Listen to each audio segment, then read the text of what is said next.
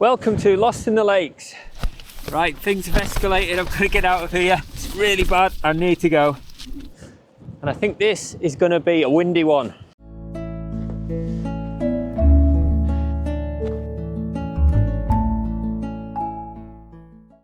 So last time I was here was the back end of winter, well, kind of leading into summer, just before I got my operation on my hand. The wind got me off the top of where I wanted to be.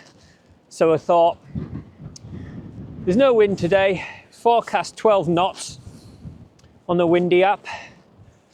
And it's really calm in Keswick. And then I got out of the car. And to my surprise, it's blown a bloody gale. And I'm not even high up. It must be just this place. It's really getting the wind. So I'm going to try maybe scout around a bit more and get out of the wind. So last time I was here, up there, the wind was blowing from the coast that way. It was windy, but it was warm. Now the wind's blowing almost from the southeast, I think, and it's bitter chill. It's really cold. I've got some gloves, but I haven't put any on yet. I didn't even think I was going to need them tonight. It's certainly going to be a bit different. I'm going to go back up to the place where I wanted to go first time I came here and see what the wind's like up there, because it's coming a different way.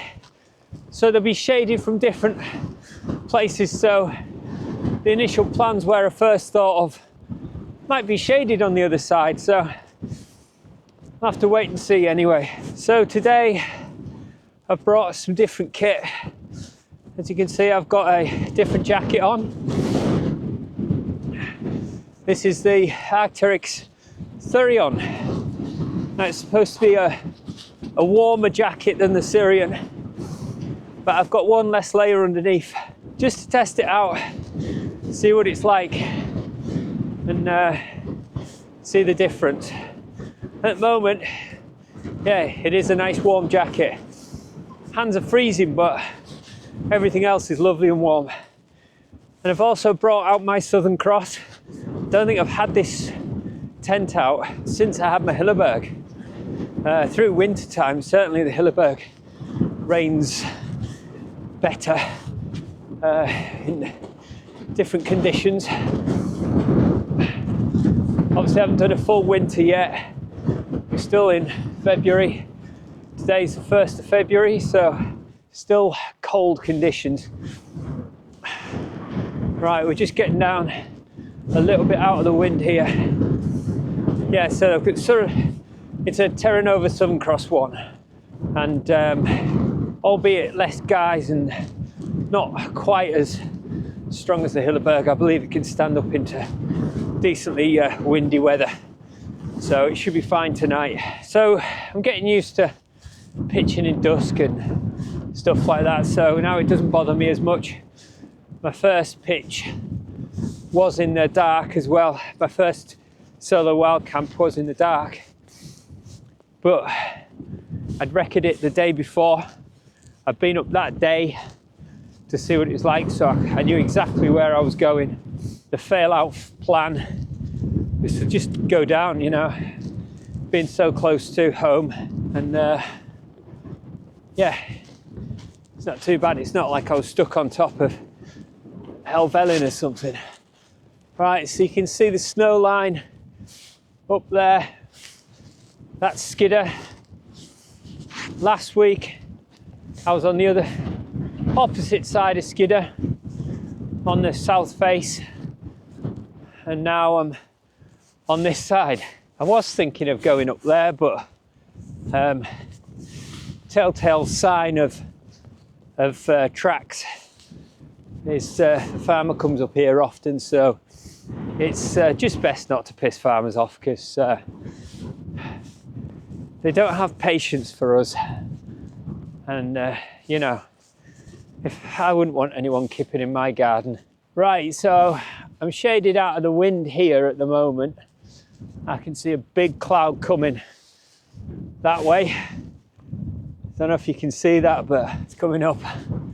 So I'm not going to go too high with this one.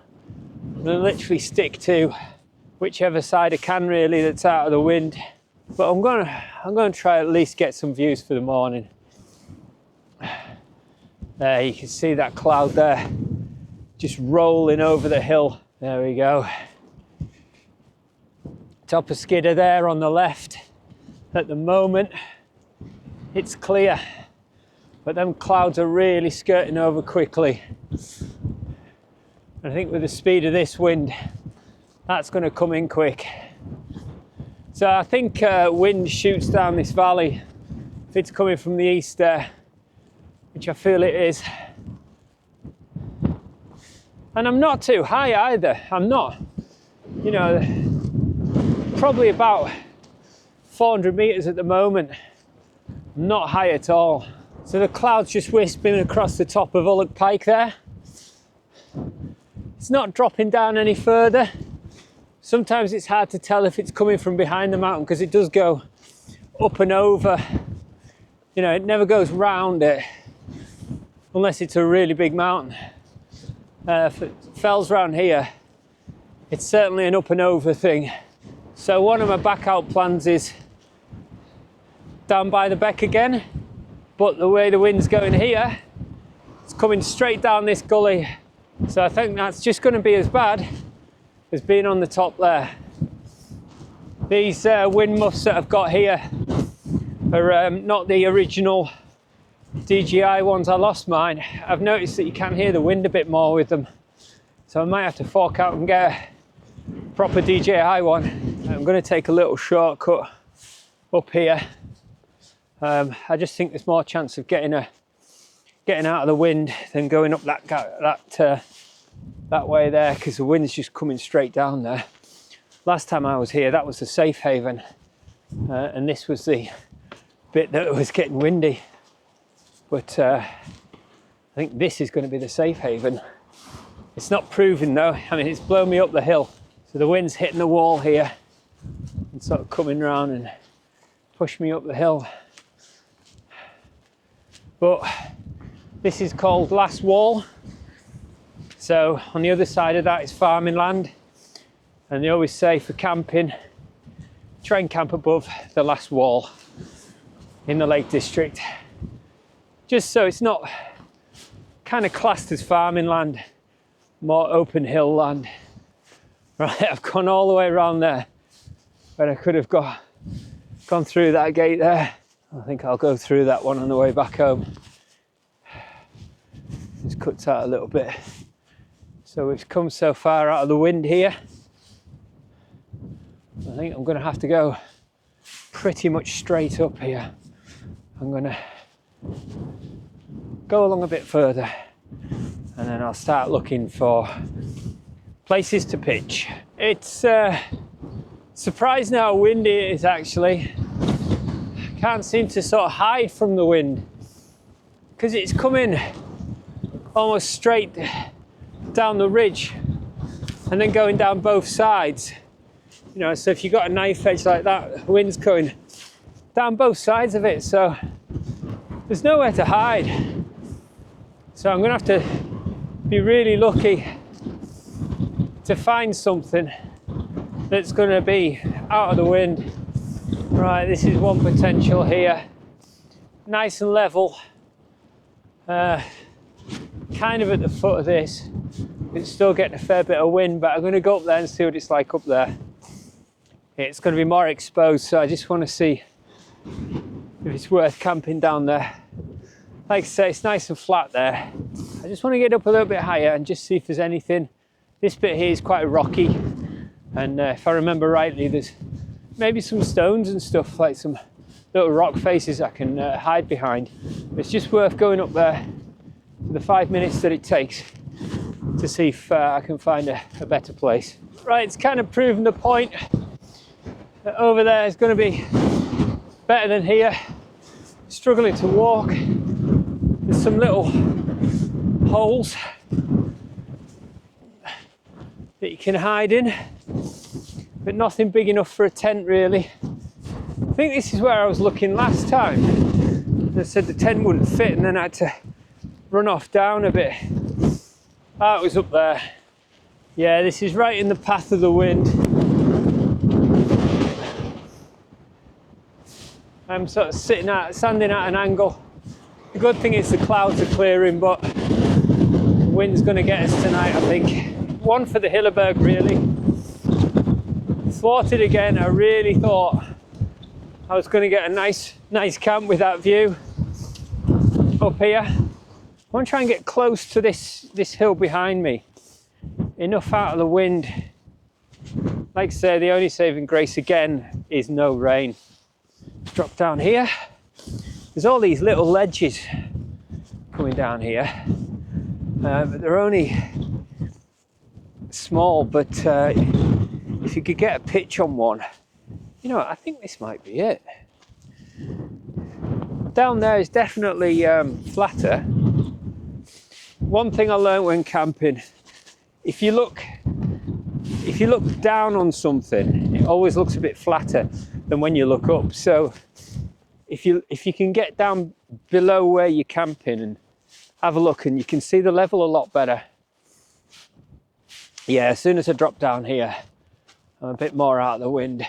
So I'm going to go back over there and sort of decide what to do. Yeah, this is definitely more out of the wind down here. It's still windy and you still got the gusts, but it's a lot more level. Tell you what, I'm going to just go over to that little place. Still got some time. In fact, I won't drop the bag just in case. Sometimes I drop the bag and have a look around, but I don't fancy it and having to walk back again, so I'll just carry on round. Considering the wind chill, it's pretty decent. I've got some lightweight Gamma pants on now. I wish I'd brought my thicker ones, but I've got my down pants anyway for in the tent, so it should be all right. Oh, I'm undecided. It's still windy here. You know, I'm going to pitch behind this little rock here. Just get in here, and that'll keep us out of the wind. There's somewhere to hide. This is very similar to when I was up Lord's Seat, which is, funnily enough, right opposite there. Same sort of wind direction, same sort of wind, but I think I was in the Hilleberg that day. Obviously a lot higher up. If I was up there tonight, it'd be a lot windier. But it is a very similar sort of setup when I'm hiding behind a little boulder out of the wind. So I'm going to get my tent pitched up just behind me there. Just kind of see a little flat spot. And then, yeah, so on with the tent maps. Okay, first time in this tent for a while.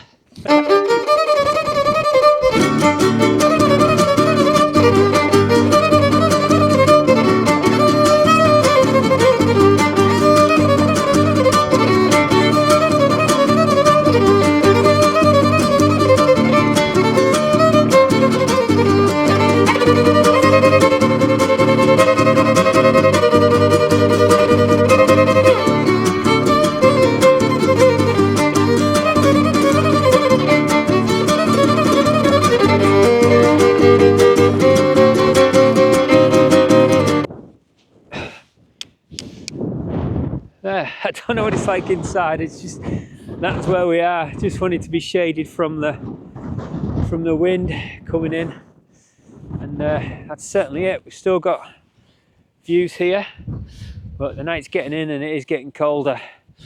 Putting tents up without gloves on is surely a thing. Some people put a thing on there, but I'll leave that. I think it's going to be all right tonight. The wind's actually pushing on this side. You can see it lifting up here. So I think what I'll do is see it lifting. So if I put it on a steeper angle like that, so when it pulls it more into the ground. Right, I'm going to get all this in there and I'll see you in there. So I'm in the tent. First thing I notice, difference between this and the solo straight away, is the sleeping quarters compared to the porch. Everyone says it's small. It is small, but this kind of comes down quite a lot more, especially than the Hilleberg. I think it's probably down to the obviously the design a bit. but the porchway is much bigger. So I think the actual footprint is very similar, but the height of the Solo is better. The porch is bigger, which I suppose if you're cooking and things, and all you're doing in here is sleeping, then why not, you know? I suppose that's what their ethos probably is, you know. What's everyone does complain about the height of it, you know. It could be better if it was slightly higher. And I'm sat on my my foam mat, cross-legged, and yeah, my head's touching already. And then if I put my Thermarest on top of this again, it's going to be much higher again.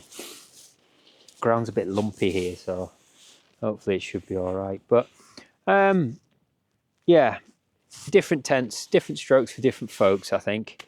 This one is smaller, certainly feels more crowded, and but it's a lot lighter. I think it's like 800 grams lighter. It's easier to put up. There's only 4 guy lines instead of 12, but it doesn't, you know, I'm confident with this tent, but if you're underconfident, then, you know, putting 12 guys in makes you feel a bit more, especially in this sort of wind when it's flapping around like this. I know it should be fine. The pegs that you get with these tents are brilliant. Where did I put that spare one? I think I put it back in the peg bag, but I'll show you the pegs. Just pulled one out. So that's the peg. It's a like a three-way peg, and compared to the Hilleberg V ones, I think if you get the black edition, the black Solo, you get this sort of style of peg, but with this you get it right away. I think this tent does stretch a bit more though than the Curl-On, which is what the Hillebergs are made from. I think it tends to be the higher end tent you go, the more exclusive the material is to the company. So this is still nylon, I think, but it does the job. I mean, there's quite a lot of tents made out of this, and I've heard no one complaining. The only complaints that you get with this tent is the height and the size of it. Right, I'm going to get ready and show you what I've got for tea. Okay, so I'm a little bit warmer. I haven't got my down pants on yet, but it is a lot tighter in here than it is in the Solo. But no, it's comfortable. Like I say, the porch is much bigger, and so much so I've put a few things out there. It's a bit, I mean, these pockets are a lot bigger in the side, so they're more useful for putting. So I've put my whole wash bag in the side of one of these pockets here. I can put that in there and so at least you can keep your electronics and stuff off. And with the Solo, the pockets are down at the bottom, so that area is still, you know, the similar size because you can put so much in the pockets. Right, tonight we've got something a bit different. Normally use my hydrated foods, but I've got this skillet with this funny thing on the bottom. And what this is the MSR skillet for the wind burner. I'll show you how it goes together quickly. I know I fell out with the wind burner last week, but looking at all its competitors, there's not much difference, and I'm only losing that plastic thing on the bottom. And talking to quite a few people about it. I might get in touch with MSR and see. So basically, there we go, there it is, the broken device. When I've looked at other ones, it seems to sit differently, and there was no chance of it getting wedged up, but for some reason mine is slightly different. But I really need to get in touch with MSR before I start shouting from the hills with the design of that. Anyway, this skillet is designed to go on top of here, so you can have a frying pan for your wind burner. What does that mean? That means I can have some proper food. I haven't gone too elaborate. I've got some cake to start with, some homemade chocolate cake that the missus has made. I've also got rump steak. Now, I've just realised something. I've got steak. And what have I got to eat steak with? Spoons. Last week I was on about my little backup of a backup. I've got my spork. So at least I can eat it with my spork. Oh, tell you what I have got. I think we're in business. Yes. There we go. My steak eating tools. It's always good to have backups. Might need to run that through the flame a bit just to give it a clean. I don't know where that knife's been recently. It's been tucked away in there, but hopefully with a spork and a little small Leatherman Juice SC4, I mean, if we had a bottle to open, we could open bottles as well. If we had wine, we could even use the corkscrew.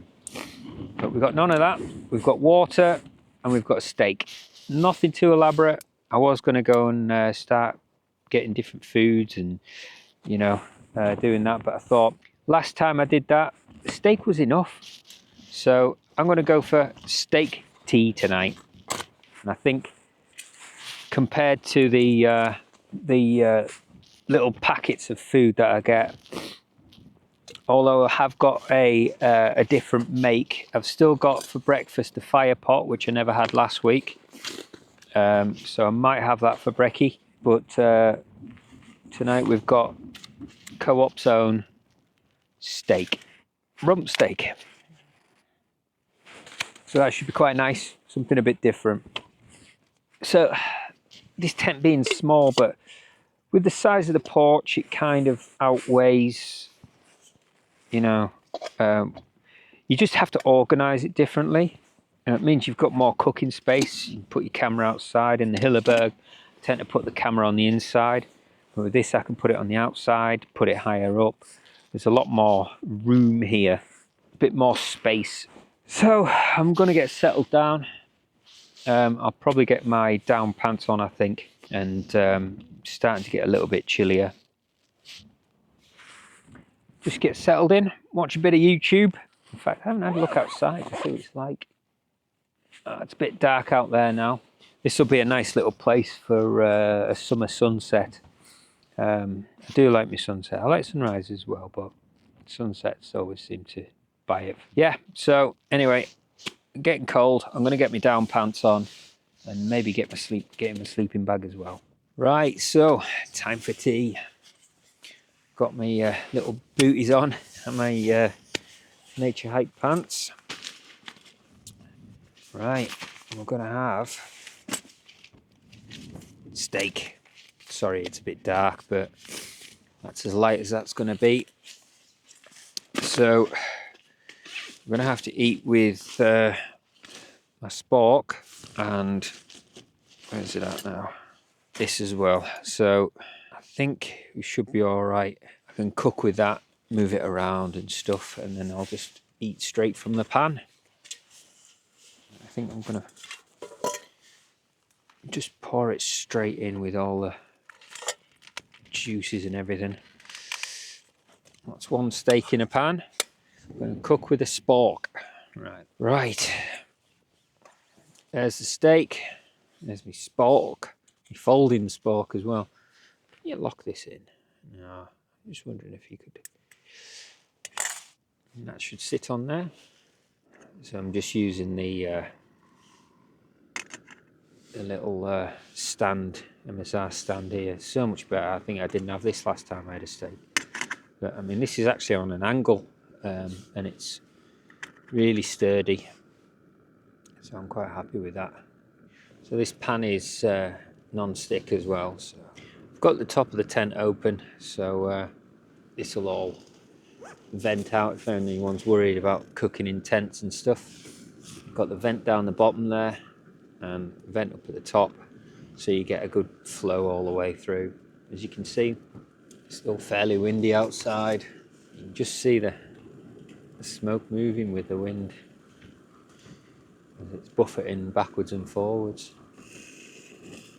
It's turned over. Just cooking it slowly. I'm not cooking it as hot as the wind burner can go, just because I want to make sure it's cooked all the way through. It's quite a novel for me, this, having proper food in a tent. I know some people have it all the time, but for me it's not that often. Just the convenience, really. Just get that last bit cooked off and browned. There we go. One rump steak. Right, so we're going to eat some steak. Sorry if it's a bit dark. Can't really get any better light on it. So I've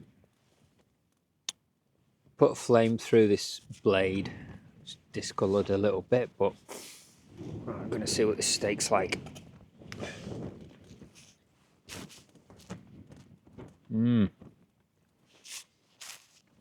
Compared to powdered food, dried food, whatever you want to call it, nothing beats a good steak, good juicy steak, whether it's spa zone or not. But yeah, right, it's hard to get any good lighting in this tent here, me trying to eat this, so I'm going to finish it off and I'll see you in a minute. Certainly getting cold in here now.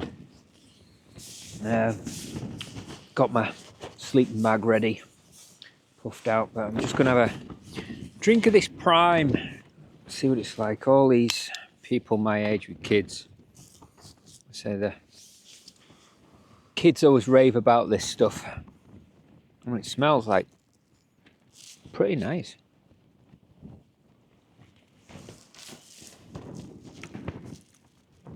You know what it tastes like? Refreshers. You don't see them these days, do you? But it's definitely that sort of taste. It does say caffeine free, so this is the caffeine free stuff. Must be the sort of citric acid, I think it is, that gives that sort of taste. Yeah, certainly like refreshers. I used to love them. I think I'll save that for later. It's a little bit too sugary, I think, or fake sugary, I don't know. Right, see you in a bit. Well, sitting here chilling, and it's getting quite windy now. Every time the wind's up. I mean, the tent's standing solid, but it's moving around quite a lot. I think we're up to 30-40 mile an hour winds. Right, things have escalated. I'm going to get out of here. Look at this, zip's gone, that's all burst, pegs are falling out everywhere, the wind's really picked up. Sorry guys to cut this short, but I've got to go. I'll give you an update for this. I'll update you in a second. Right guys, we've got a major incident. My zip's gone, zip's burst there, so I've got nothing but that. Collapsed in the side here, and yes, we're out of here. I'll try and film outside. Right, the whole side's collapsed in, I can't even bloody see. I'm gonna go outside and have a look. The tent's still holding, but the inside's all collapsed, so we're gonna have to get going, get packed up now.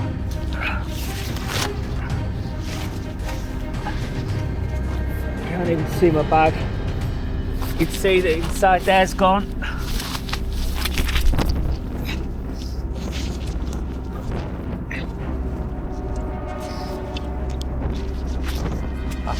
Recording.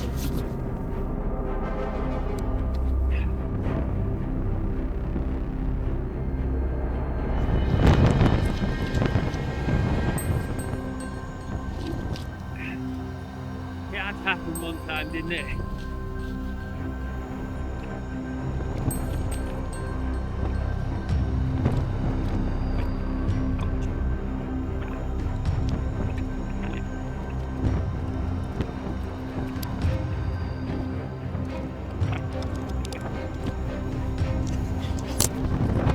Hey guys, no trace, we've got a little, that's what's come off one of the pegs.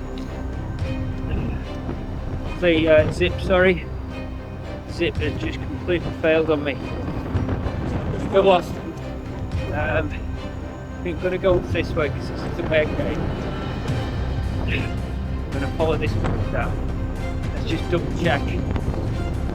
As you can see, look, I was hidden behind there, and the wind was further up there, so it shows down here. The wind is coming this way, but it was still too bad for the Southern Cross 1A. There's the light hook.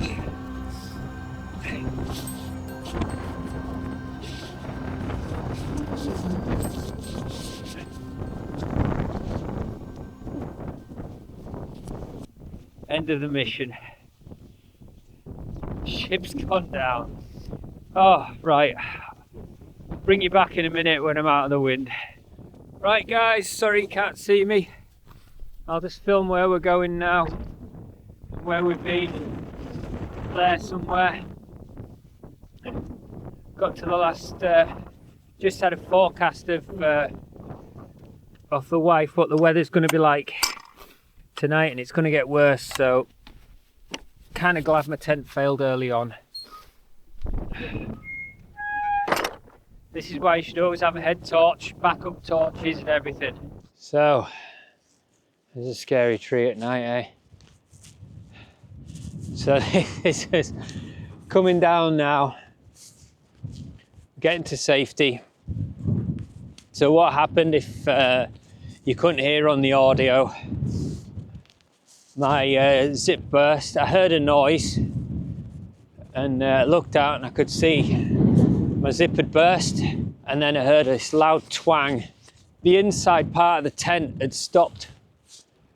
It was not attached to the outside, and whether it's just unclipped, I don't know at this point. I'm going to have to have a look tomorrow and see what's going on.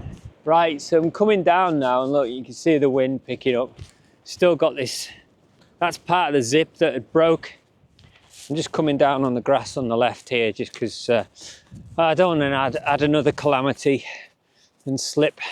It's 9 o'clock, so this all happened at about 8 o'clock. It's taken me about an hour to get off, so it shows you, even if you're ready for it. I've still got all my sleeping clothes on. Yeah, when I packed the bag, I just literally just shoved everything in. I didn't even bother putting things in stuffed sacks. So the bag's a bit overstuffed, but hey, I'm down. There we go. Safe and sound. Just going to go to the car now. Right. Epic night over. Right, I'll come back to you in the morning. Right guys, it's the next day. Here's the tent. I've had a look around it. Can't see any damage, so I can only think that the pictures came out. I've had a look at all these bits here. So what happened last night? The tent was going good, and then suddenly I heard like a real sort of like snapping noise. So at first I thought it was a guy who'd come out, but everything was all in fine. Checked all round, and then when I got back in, this zip had burst round about here, and I can only think the noise, what it was this like ripping open really hard, and then the zip popping out. So I've had a go at trying to put it back together, but it looks like the zip itself has become misaligned. So see this bit here, Wait a minute. Yeah, that bit's now longer, and then when I zip it up at the top here,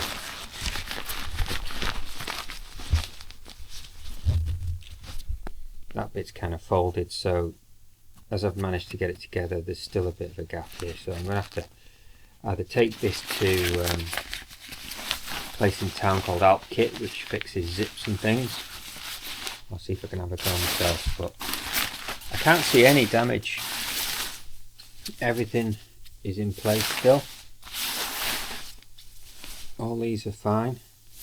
So I can only assume what's happened is that when that zip popped, that's when the noise of the Velcro coming off quite fast is what that noise was. I'd say everything seems alright.